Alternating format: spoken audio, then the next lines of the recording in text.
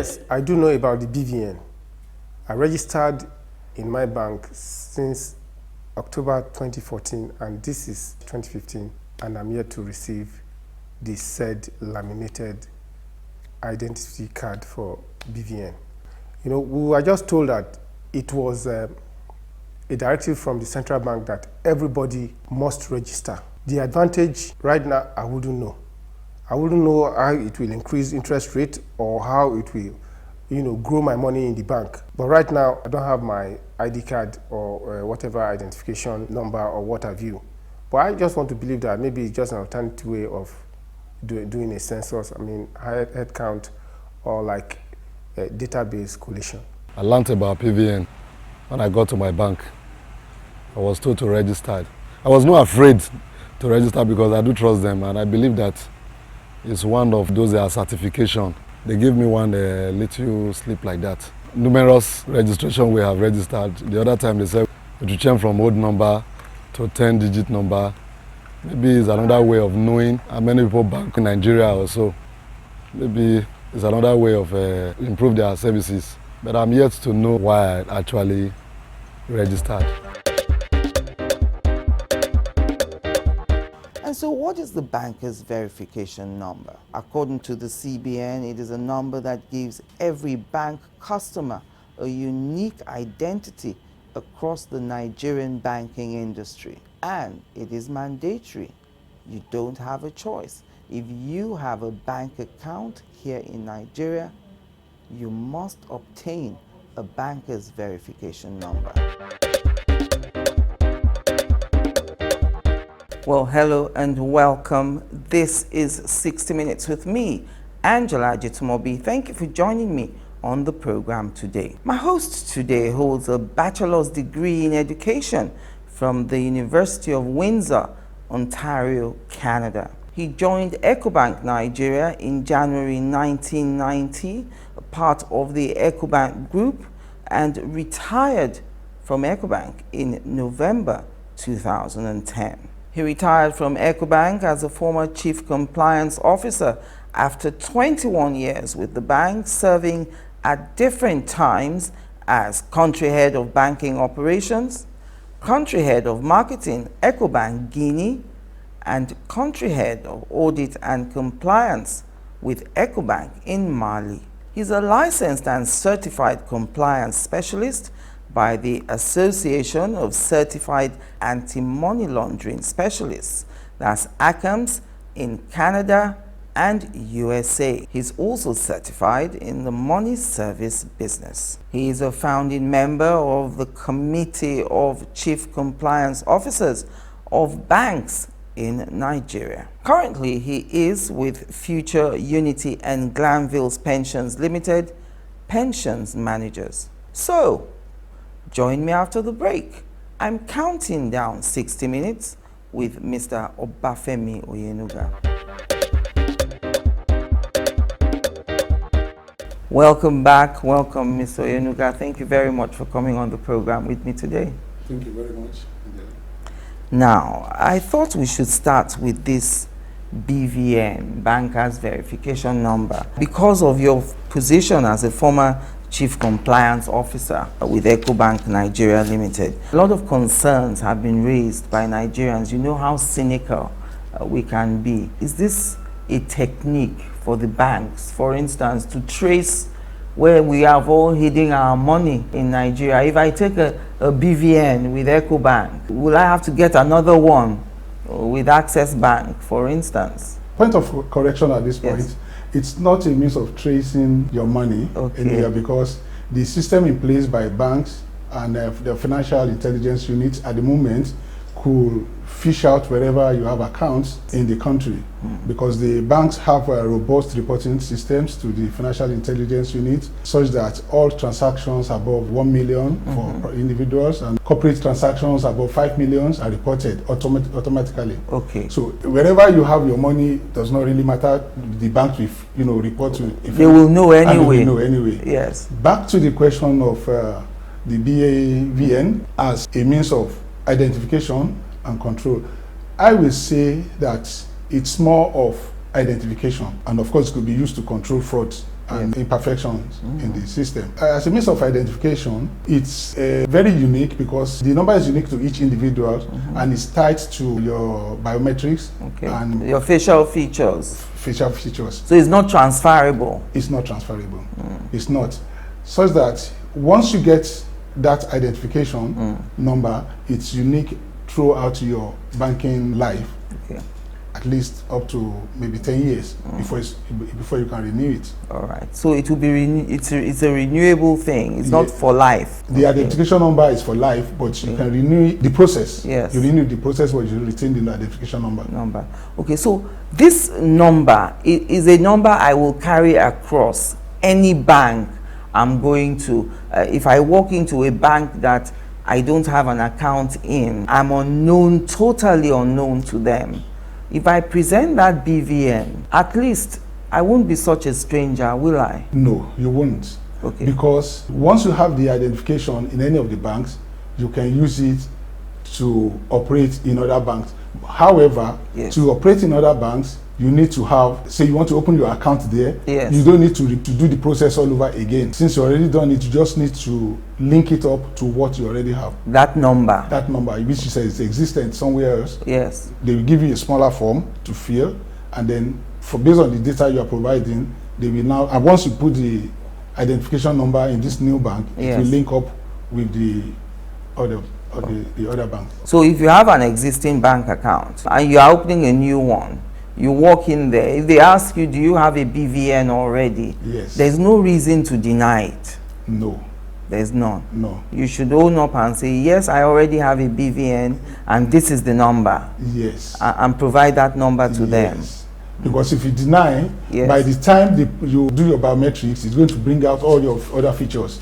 And then it will also, don't forget that it's already existing on the database of the original bank that captured your data. Yes. So it's going to show that you already exist in the database. And because you've worked, in Canada and you worked all over the world, is this a general practice everywhere in the world? Yes, to a large extent, but the modality may be a bit different. Okay, in what way? In the sense that some don't call it BVN, but it's already an integrated part of their identification system. So, for example, I'm aware that if you get caught by a policeman, for example, in Canada or in the US, if you get stopped, from his mini computers, in his car, he will get a lot of information about you, your personal information that will be provided by this BVN we are talking about. Not necessarily you presenting a card, a BVN to the police, but even by merely looking at your number plate, if he types in your number plate, he can get all the information that the BVN will also provide. It's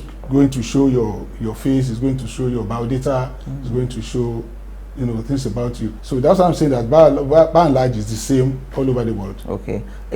Should it be made mandatory here? It is mandatory, and it should be made mandatory. Why should it? It increases banks' identification efficiencies, and then it will serve as a control measure, like I said before, mentioned before. In the past, when the concept of KYC was brought, that's know your customer. Know your customer was brought in during the anti-money laundering regime when we first started that.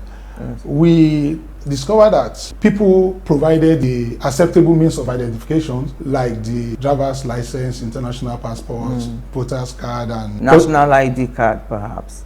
National ID card, yes. What happens majorly was that when you submit this identification to your banks, you discover that the front desk staff either misplaces this identification or they don't scan them and upload them into the systems. Yes. Such that when you go to other branches to transact business, you get delayed, you get stuck up because your information is not on the system. It's not on the system. They will telling you to wait, it's trying to search to see if it's not uploaded, it's not uploaded. Sometimes they might refer you back to your branch of domiciliation. Yes. That's where they have the physical identification means, and then they can physically check and confirm that you are the one. But with this, once you complete the process of identification, it stays because it's automated. It stays right from the moment it stays in the system. It's not a question of people trying to upload some or scan some. So if you immediately go to the next branch, you will get that information. That's what I mean by efficiency. Then the control part of it is such that fraudsters are in the habit of cloning checks, going to Oluwole to make,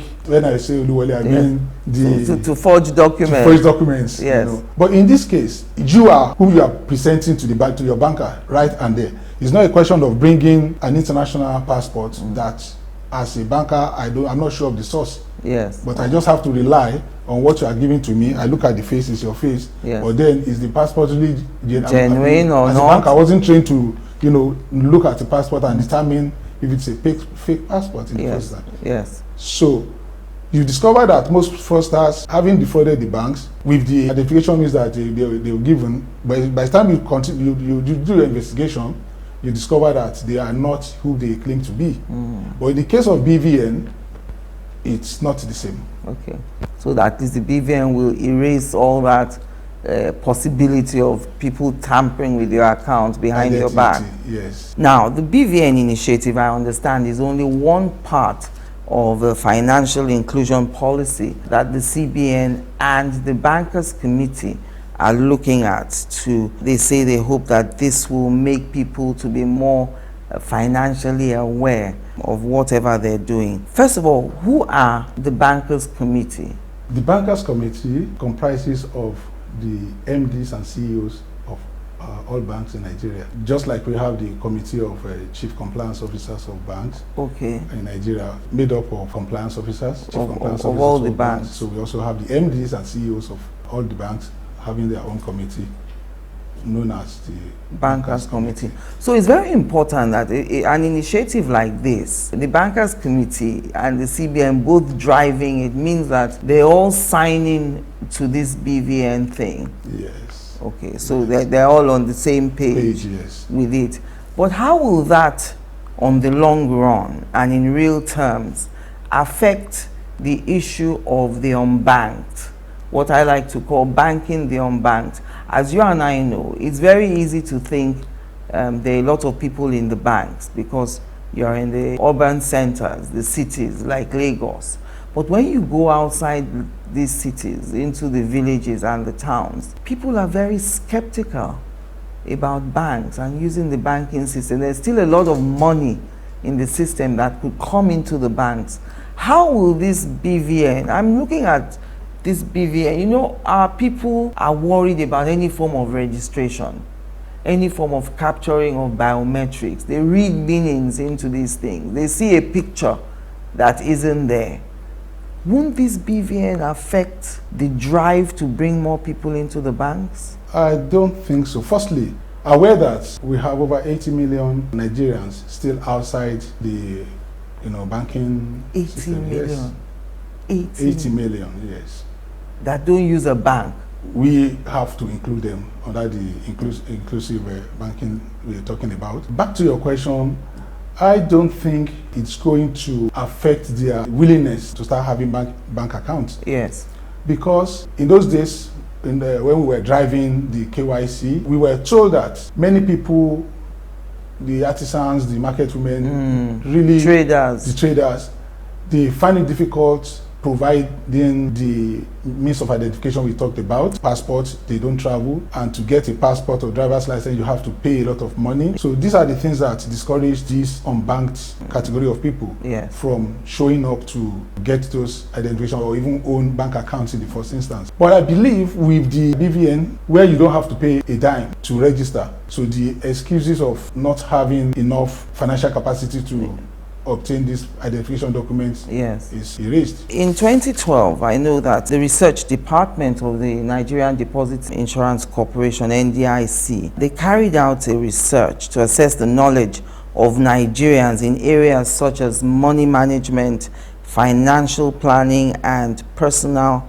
financial behavior. I will tell you what the broad findings are. There were 7 of them, and I would like you to talk on each one.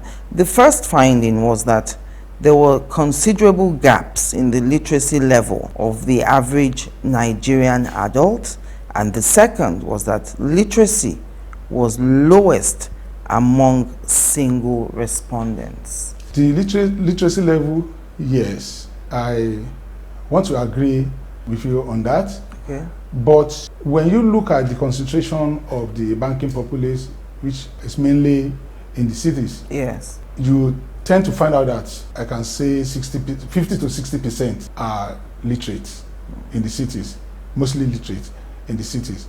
So when you now go to the interior, The rural area. the rural areas, Yes. then you find that the percentage increased from what we have in the cities. So the users of banking facilities tend to be more in the cities. I know banks are trying to do more of electronic banking, like the telephone banking, Yes. where you don't have to have physical presence of a bank branch. But then it still comes back to the issue of literacy, because if you can't read and write, there's no way you can Type anything. type anything, talk less of knowing how to operate the telephone banking system. Okay. And then when you do telephone banking, for example, you need to have a point of like a POS or attached to a supermarket or a Yes. shop or some a point center. So we don't have all these facilities in the rural areas that we make it work. Okay, so the remaining broad findings, they say that literacy appeared lowest among the students and unemployed. The gap was more prominent in the domain of money management, financial exposure and experience, but education greatly influenced financial literacy, and finally that female gender underperformed in all domains than the male gender. Are these surprises to you? It's not, to me, it's not surprising, because the more knowledgeable you are, the higher your level of banking use will be. If you are a peasant, for example, peasants don't care about what goes on in financial, theirs is to just live their basic lives, and that's it. But if you are sophisticated to an extent, you want to know how you can use your foreign exchange in your account, your dollar in your account, to turn it around and make more money. So it means you have to monitor the exchange rate. You have to be able to know what goes on in the interbank market. So it all depends on your level of literacy to be able to accomplish some of these complex banking procedures. But then when you now say women are underperforming the male in all the domains, that is in money management, in financial planning, in personal financial behavior. I don't want to. You don't want to offend I don't want to do that, because you know a lot of. Well, it depends on looking at the sampling. You are sampling the population. Yes. So what is the percentage of women that we're talking about? But because someone cannot tell me Angela, for example, does not, is not financially literate. You'll be surprised. All right, so join us again after the break. Who knows Abi better thing? Abi who no like better thing? All these fine things wey dey see so. Now money government dey take do am now. Abi, it's like, excuse me, I dey pay my tax. I dey do wetin? I dey pay my tax. Say you don't pay your own tax. Have you pay your tax? Pay your tax. It's your civic responsibility. It's your duty. It's the law.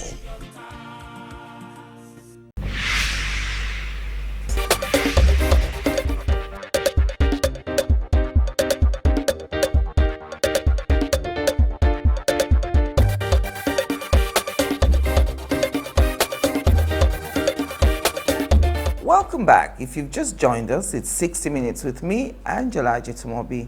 On my hot seat today, Femi Oyenuga. Now, Nigerians are scared of forms, myself included. We sometimes feel that with every form you filled a little bit of your life away. So, filling the form for the banker's verification number, is it something that should scare anyone like me? Oh, no, not at all, Angela. Yes. But these forms are very, very simple, straight to the point, even to the most skeptical form fillers. I have samples of those forms with me right now. For example, the one you're looking at right now. Okay, so this is First Bank. So let's say I have my account in First Bank. Yes. Okay. If you have just one account, if that's your only account, okay, then you complete this form, which is a bit more detailed than the other one I'm going to show you. So I'll just show the camera. This is a bit more detailed, you said. Yes. Okay. Yes. So if you have just one account, this is what I'll fill.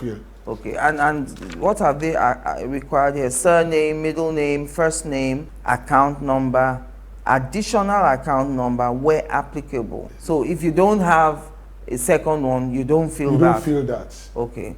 They've asked for a national identity number. Not everybody has that. Will that be a problem? It's not mandatory. Okay. That's not not a if problem. you have, you fill it in, but if you don't have, you skip it and then go to the next. If you have a passport, can you use that passport number in where the national identity number is?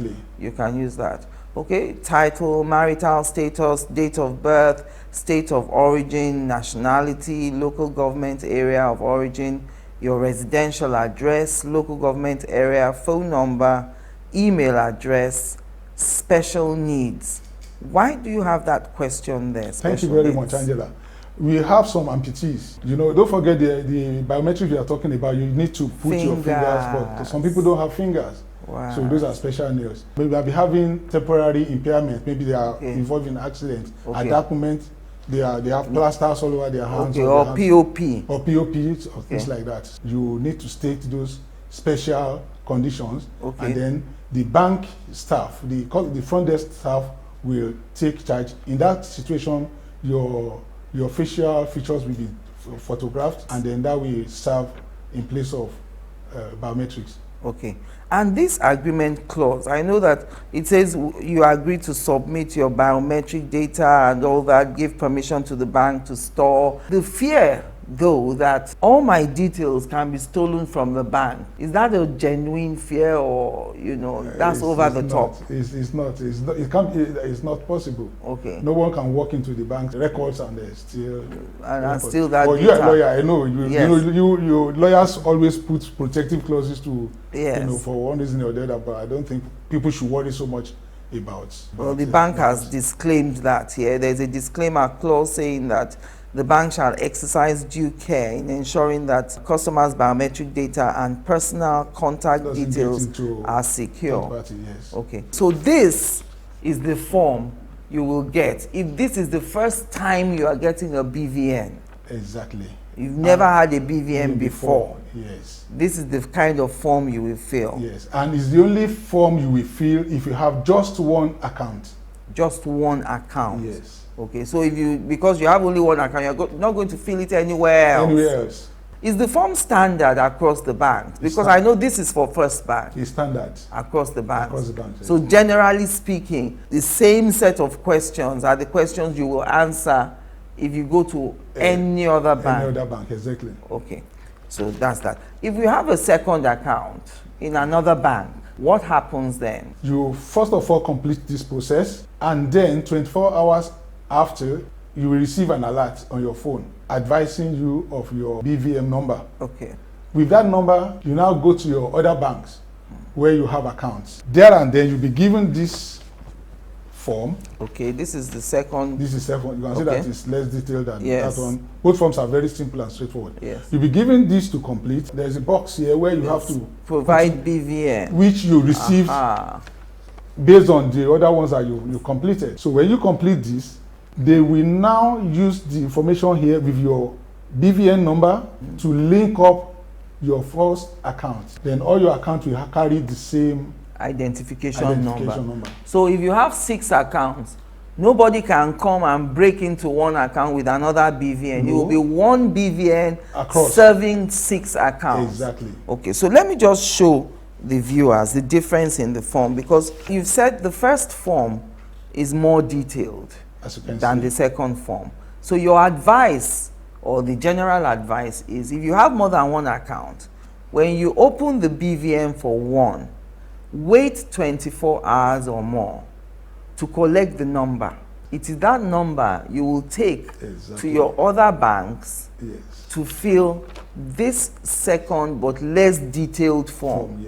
Okay, and at the top here, you can see provide BVN. Okay, so this is for your second account. Yes. And what have they asked for? Surname, account number, national identity number, marital status, gender. Nothing too serious. Nothing serious here. Another point to note is that if you have 6 accounts, you don't necessarily have to fill 6 of these forms. You just state the number, the account numbers on the face of the form. So we will use it to link up all those things. All these things. So you don't have to complete 6 different forms. If you have more than 2 accounts, this second form will suffice to cover everything else. Yes, you just need to state the account numbers on the face of the form. And we will get a card, won't we? It will be like a credit card. Well, for now there's no cards, but I believe they may likely issue cards in future and post to individuals. To the customer. But for now, it's the number that is still operational. Okay, it's the number you need, not the card. It's not really. the card really. If you have the number on your phone, you can go into your bank, give them the number, and then once they punch in the numbers, your details will show up.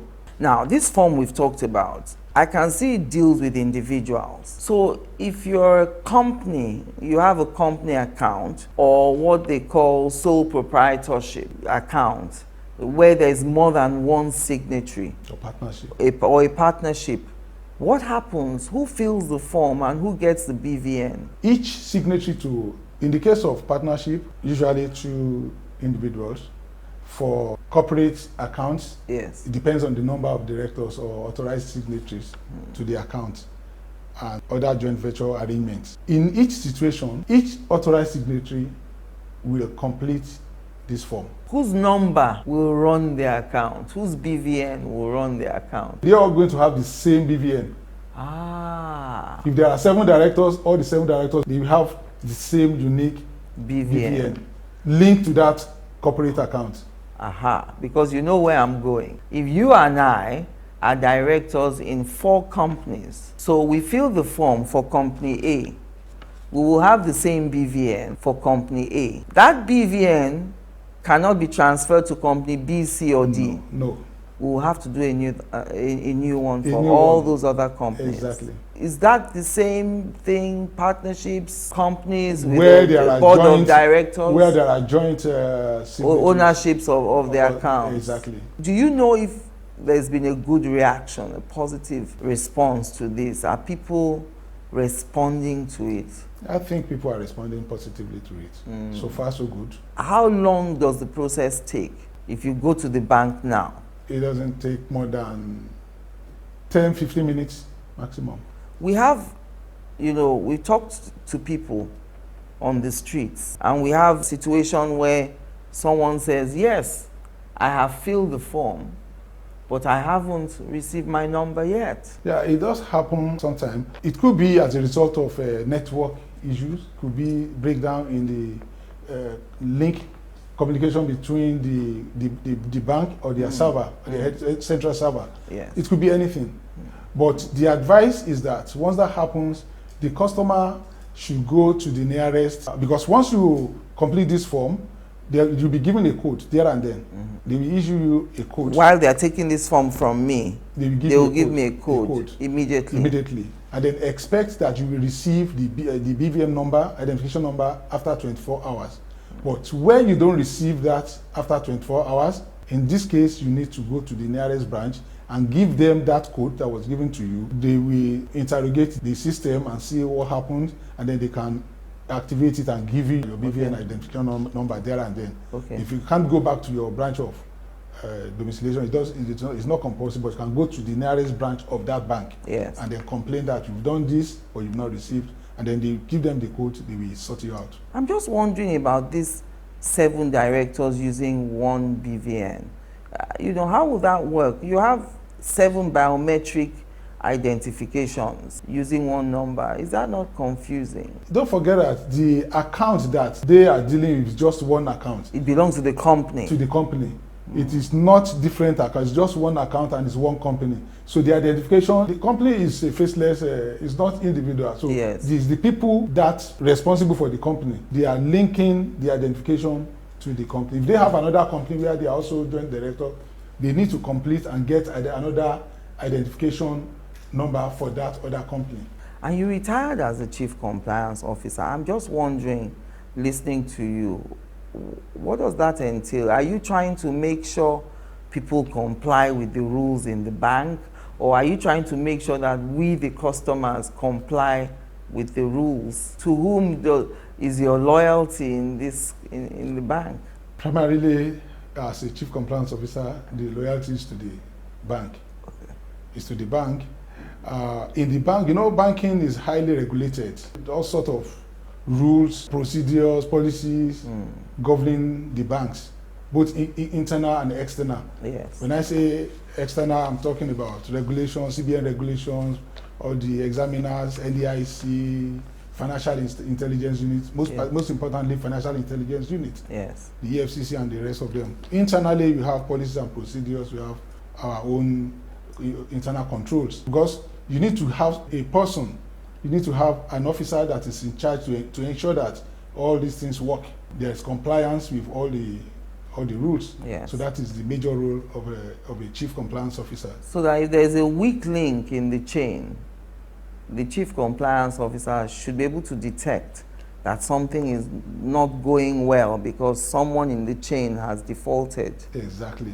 In fact, that is primary role, and he has that primary responsibility. As a matter of fact, in some industries, like in pension industries, for example, it's so serious, the position of a chief compliance officer is so serious that it's created by statute, and it's like it's jailable. If anything slips by you, don't seem to, you know, so one has to be careful. The same thing in the banks too, because you are the link between the bank and the examiners, the regulators. Yeah. So they hold you primarily responsible for anything that is gone wrong.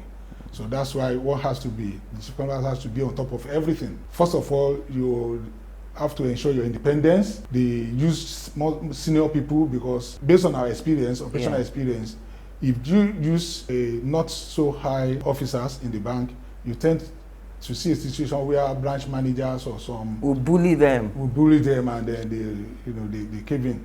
But that's why in most cases they keep saying that the minimum level for that position should not be less than the general manager in the banks. Okay, and the general manager has done how many years? Several years. Or in some cases, the MDs are the chief compliance officers of those banks, yes. So it's just that for exigencies, they are allowed to delegate their responsibility to, other junior officers, but not below the level of a general manager. That's what the law says. Okay.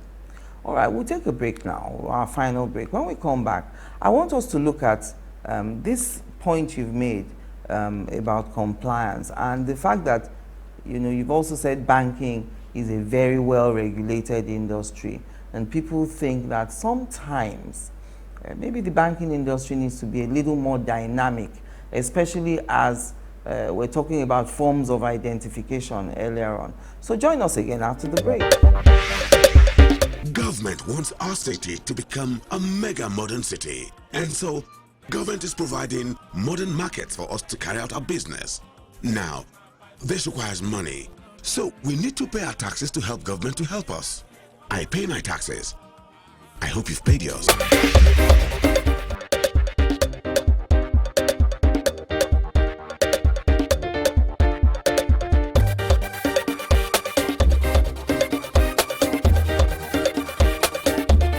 Welcome back. My concluding moments now with Mr. Femi Oyenuga.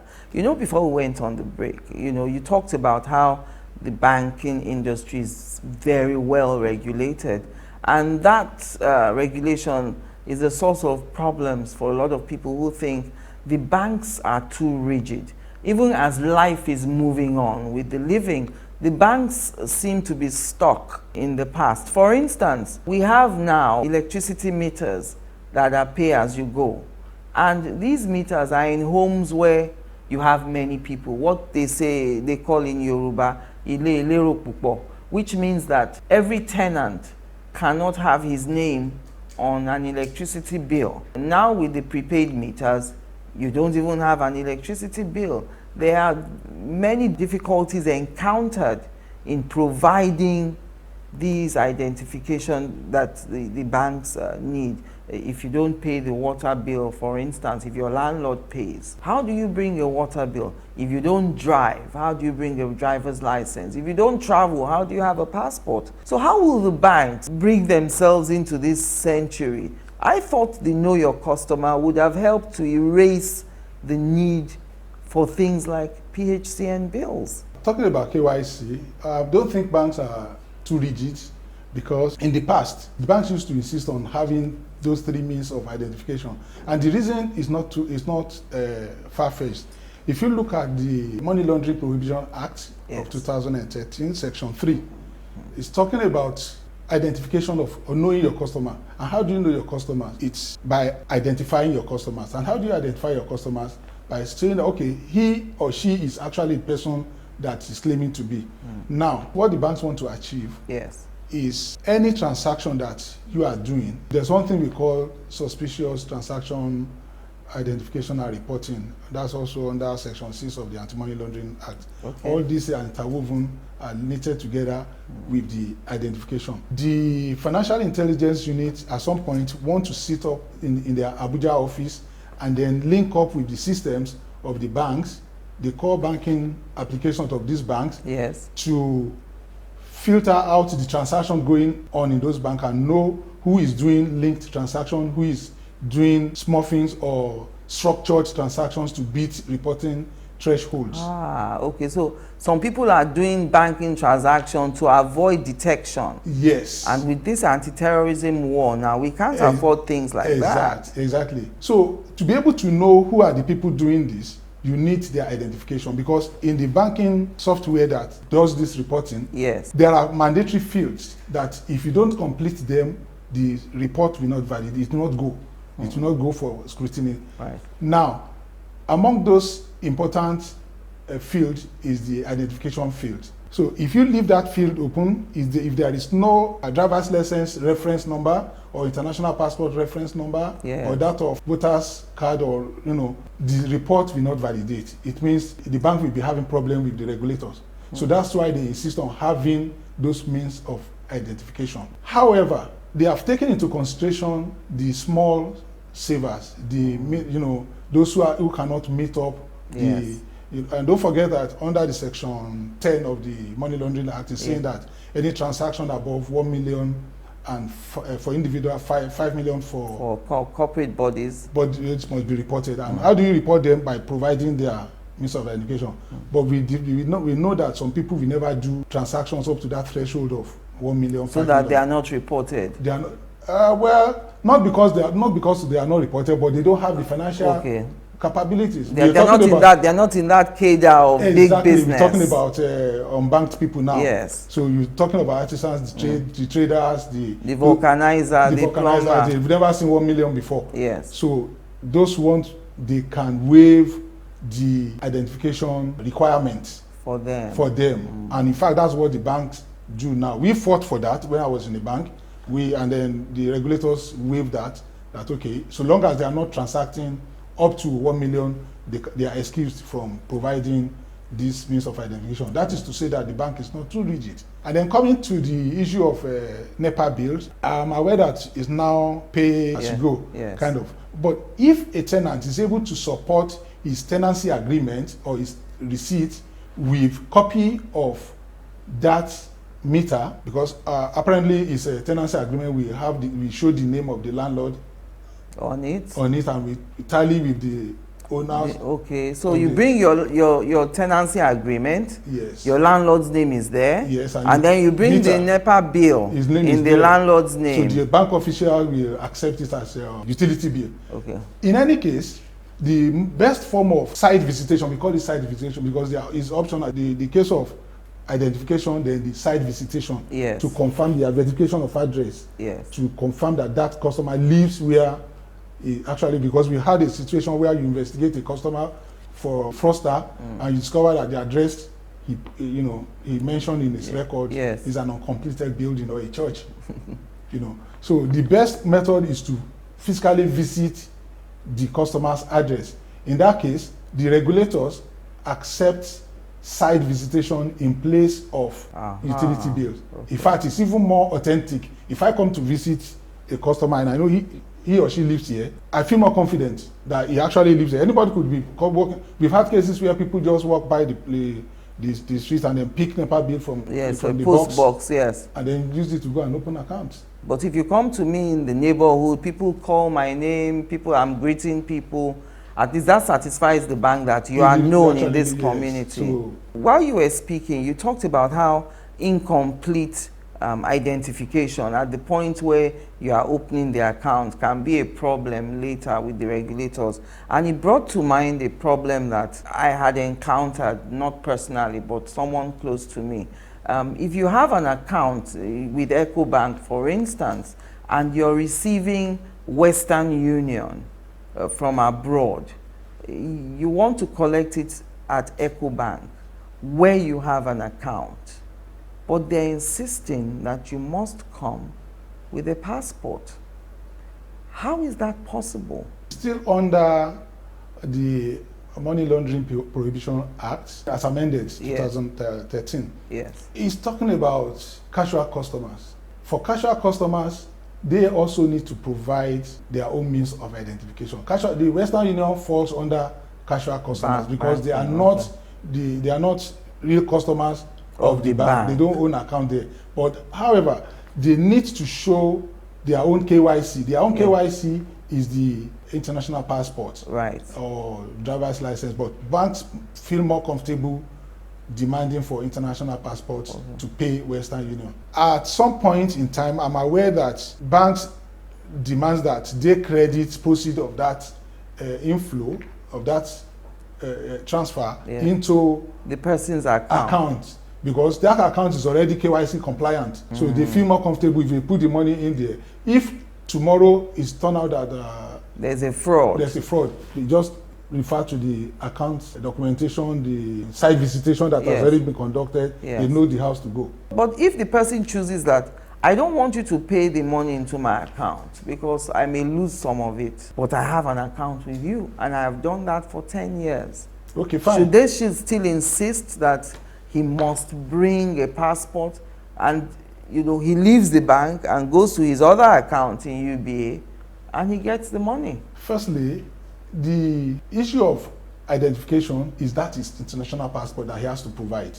He must provide that. For Western Union? For Western Union. So the fact that his photograph and all his information is on the computer there in EcoBank where he has the account, it doesn't matter at this stage? It doesn't matter at this stage. He needs to bring that identification. But if he doesn't want the proceeds credited into his account, they will ask him of this account number. Once they are able to ascertain that he has that account, of course they can pay him across the counter. In case anything happens, they know that this is the person we're dealing with. Okay. It's just a question that the customer does not want the proceeds credited into his account. Well, I'm going to be bringing you back, Femi, a lot more times because more people are going to be writing to me with their banking problems, and I'll be bringing those questions.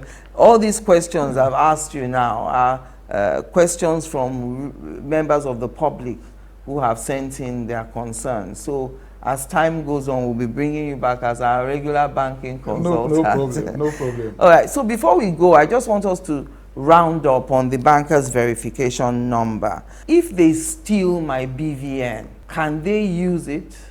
No, it's not possible.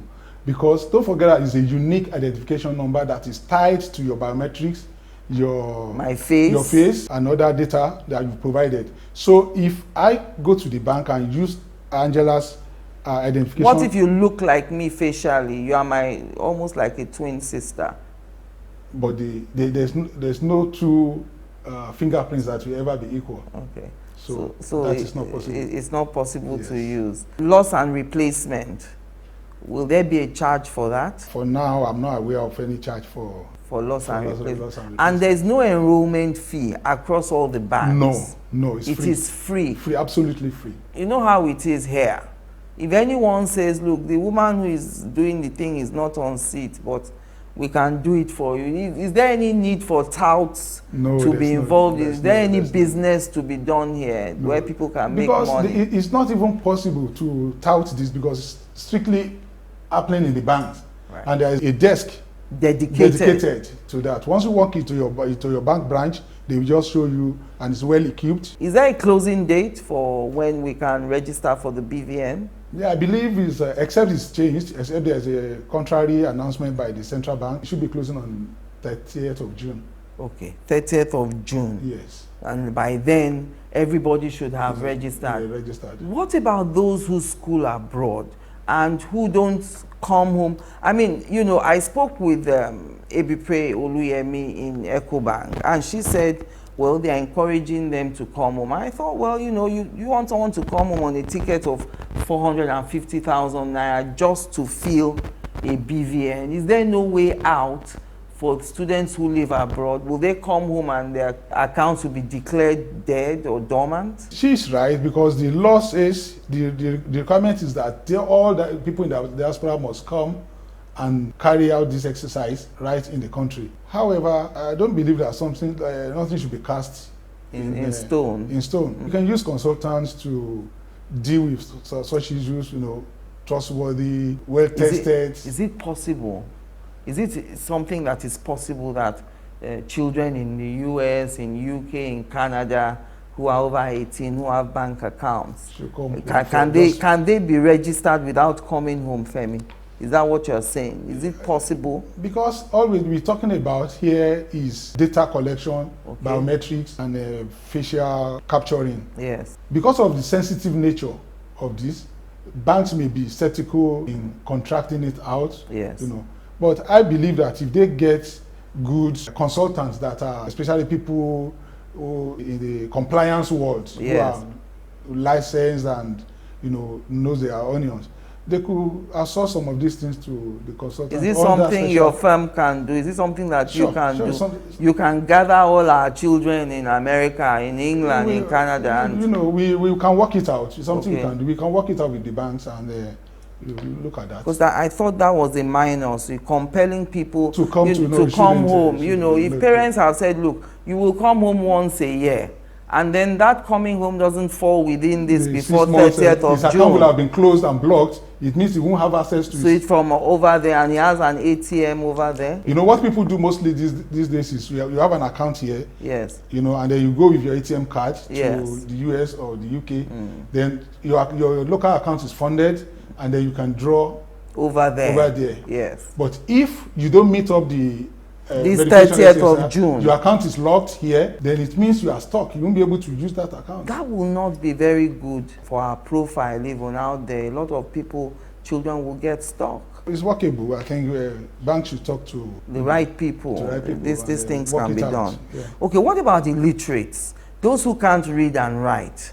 You know, and you showed us that form. You know, we know the dangers of asking people in the banking hall to fill a form for you. You understand? What will happen to people like that? As for the illiterates, they are not expected to call, except if they are relatives. They are not expected to call people in the banking hall to complete forms for them.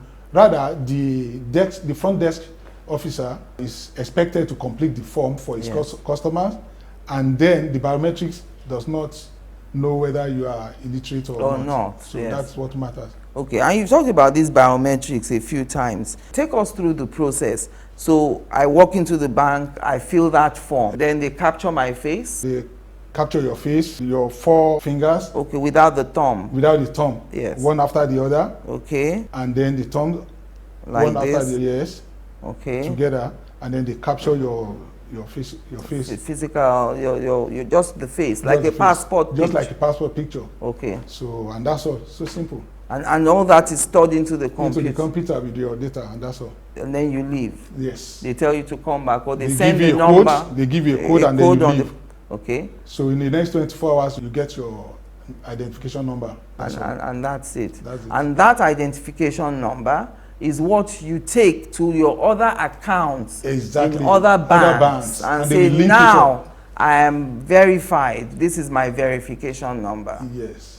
Thank you very much, Mr. Oyenuga, for coming on the program today. Well, that's it for this week. Don't forget to like 60 Minutes with Angela on Facebook. Follow me on Twitter, Angela at 60 Minutes. I'm Angela Ajitumobi. I thank you for the pleasure of your company.